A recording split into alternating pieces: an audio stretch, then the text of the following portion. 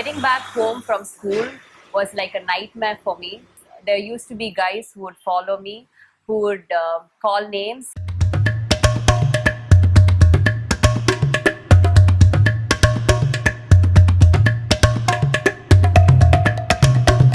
I was on my way back home around the time of 8 to 8:30 in the night. உடம்பு வந்து ஃபுல்லாக நம்ம மேலே சாயும். ஆனால் அவங்களுக்கு நல்லா இடம் இருக்கும், அந்த இடத்துல நிற்க மாட்டாங்க. Next to me there was maybe a 40-year-old man. நம்ம திருப்பி கேட்டோம்னா ஏன் நீ காரில் வர வேண்டியதானே அப்படின்னுவாங்க. Suddenly, without me realizing, he had put an arm around my shoulder and he was looking at me and saying something and smiling. We don't call sexual harassment as eve teasing because somewhere it dilutes the issue and it is not teasing because teasing is consensual. The impact which sexual harassment has is much more than an impact what a teasing has. It's such an everyday thing that women experience, but I think very often it's trivialized, it's minimized.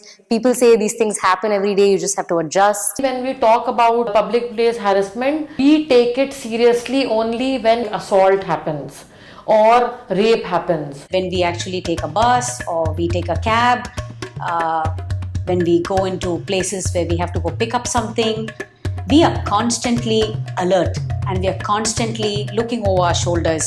We are constantly thinking, is something going to happen to me? Why should this happen?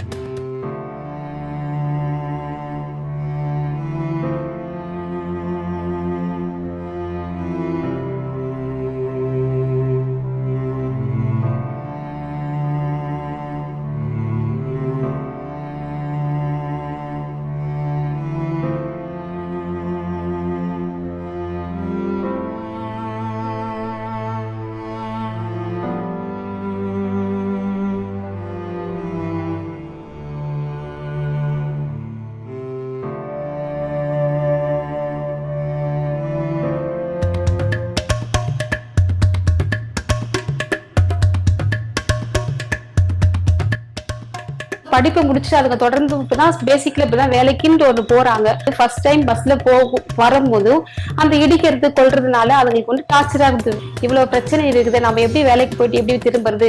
When we say a workplace or the responsibility of an employer, it is very much important for the employer to begin with is start recognizing this is something which impacts the woman.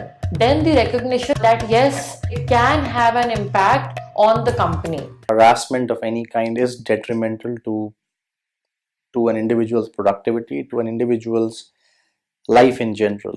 When the act on addressing sexual harassment for women at workplace came, the main purpose behind that was that how workspaces can be made equal for women. But if a woman is facing sexual harassment in public place, any company would say, since it is not happening within the so-called defined workspace, then it is not our responsibility. Work பிளேஸ்ல வந்து அவங்களோட பிரச்சனைகளை அவங்க வந்து share பண்ண மாட்டாங்க.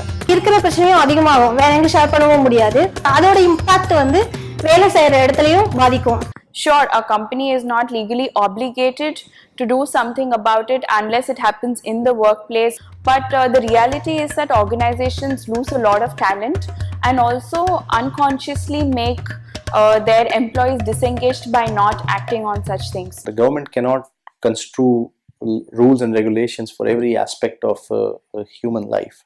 A big responsibility falls on a greater entity, which in this case happens to be the organization.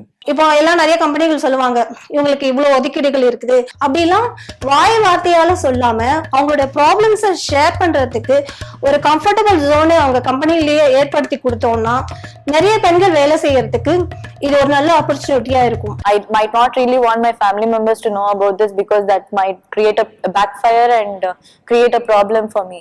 But I should be provided with some means where I can vent this out and at least know how to combat in this situation. Some employees have faced some sort of harassment on the streets outside the purview of the organization. We've tried to assist them with either filing a complaint, with approaching the relevant authorities.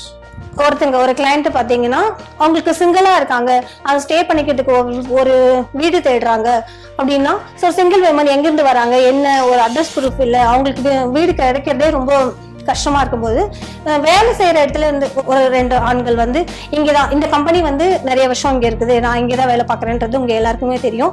So இங்கதான் அவங்க வேலை பார்க்கறாங்க, இவங்களுக்கு நீங்க இந்த நம்பி இந்த வீடு கொடுக்கலாம் அப்படின்னு அவங்க ரெஃபர் பண்ணதுனால அவங்களுக்கு அந்த வீடு கிடைச்சிருக்கு.